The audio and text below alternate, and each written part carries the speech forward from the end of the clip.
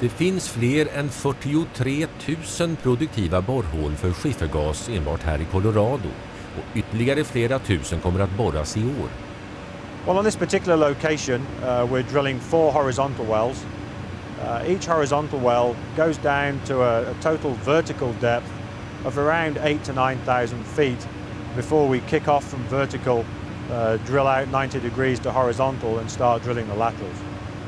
The laterals themselves can be a mile to approaching 2 miles in some cases. The longest one that we've drilled here to date has been around 7,500 feet. We've got plans over the coming year to drill out as far as 10,000 feet. It's like a hub and a spoke. So this is the hub of the operation, and the horizontal wells that are drilled are the kind of the spokes that go out in all directions to access the reservoir rock.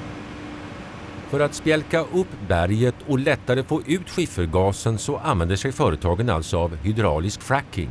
Man pumpar ner mycket stora mängder vatten och sand blandat med ett antal kemikalier för att till exempel minska friktionen, undvika beläggningar i rören och reducera ytspänningen i vattnet. Men i jämförelse med de många miljoner liter vatten som används för ett enda hål så utgör kemikalierna bara en mycket liten del, säger Matt Bell från gasbolaget Encana. The main additives that then go into the frac fluid are mainly friction reducers to enable us to pump that fluid into the ground more efficiently, scale inhibitors to prevent the buildup of scale. We sometimes use surfactants, but they constitute a very, very small percentage of the components of that fluid. Chemicals in and of themselves are really meaningless. What you have to look at is there a pathway to exposure? And what would that pathway be? Well, that pathway would be the well. And that's why all the things that we've talked about, wellbore integrity, all the things that we do to ensure that that well remains intact, that's what we focus on because that's what's important.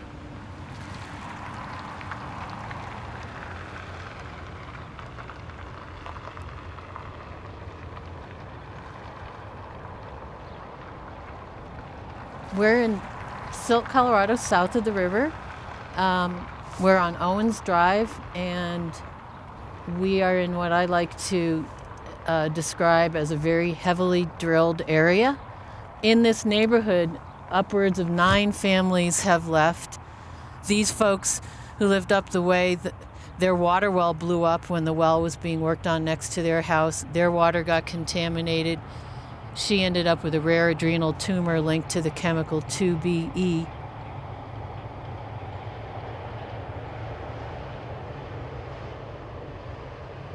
All in general, hives, chemical hives, excruciating headaches, bloody noses, blackouts, memory issues like sentences coming out wrong and not being able to remember things, vision deterioration rapidly, just so quickly. I can't believe what's happened to my eyes.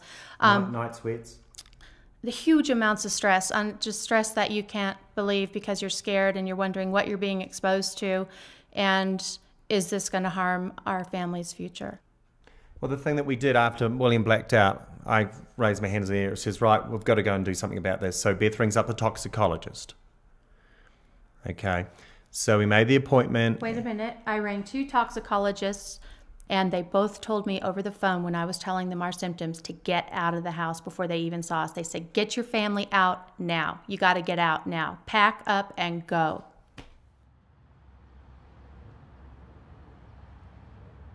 Well, we as citizens of Battlemont Mesa, Colorado, are concerned about the potential for up to 10 well pads and 200 gas wells in our community. Hardly a day goes by when I don't see a story about an exploding well pad and a fire, or an exploding gas line, or truck tipping over with fracking fluids in it. We've seen all these things. We've got unknown chemicals in our environment that can be getting into our water supplies, and we have no idea what they are. And nobody is testing for them anyway. So that does little to build comfort in the, amongst citizens that are drinking water that comes out of the Colorado River, for example. Well, we've experienced problems with the air quality already from well pads outside the PUD. Now we're told that that won't happen again, but that's little comfort to the people that have gotten sick already. You would think that the operator who's going to drill in your community and drills outside your community wouldn't take the utmost precaution to protect those nearby citizens. That didn't happen. They blew it.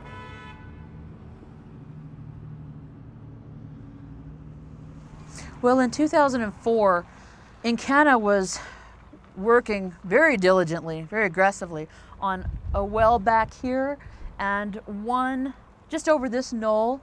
So at the time they were working on this well behind me and one over here simultaneously, they both lost cement in their circulation. When they're drilling that well bore, they like to cement it off, at least certain sections of the geology that might be water bearing or so forth. And so they had lost several thousand feet of cement. I believe it was several thousand feet of cement. But in this one, they went ahead and commenced with hydraulic fracturing. When they did that, they forced fluids, a mixture, a cocktail of surfactants and biocides, descalants, enzymes, all sorts of things, and they squeeze it under great hydraulic pressure underground, and they force it out into the formation with the idea, along with acids, to dissolve and extend some of the natural faults that are already in place. So that's sort of what they did. And when they did that, unfortunately, it was in association with that activity that bubbles were discovered coming up in West Divide Creek. And those bubbles, it was natural gas, but natural gas is comprised of a whole suite of things, including, toluene, xylene, benzene, pentane, butane, propane, a lot of different kinds of hydrocarbons in association with methane, which is the bulk of the constituent. And so that came up into the creek, and that they were able to light that on fire. We began finding dead wildlife. There was a mass exodus of wildlife, and we found bubbles coming up in the grass and in the bank of the creek, as well as in the waters all along Divide Creek. Even though the state regulators and Encana basically confined the area of recognized impact to a relatively small zone, the impacts actually occurred up and down the creek and in other areas. We saw bubbles coming up in a pond a mile to the west. So it was really in about a 2-mile, 3-mile radius that we were aware of that there were significant impacts.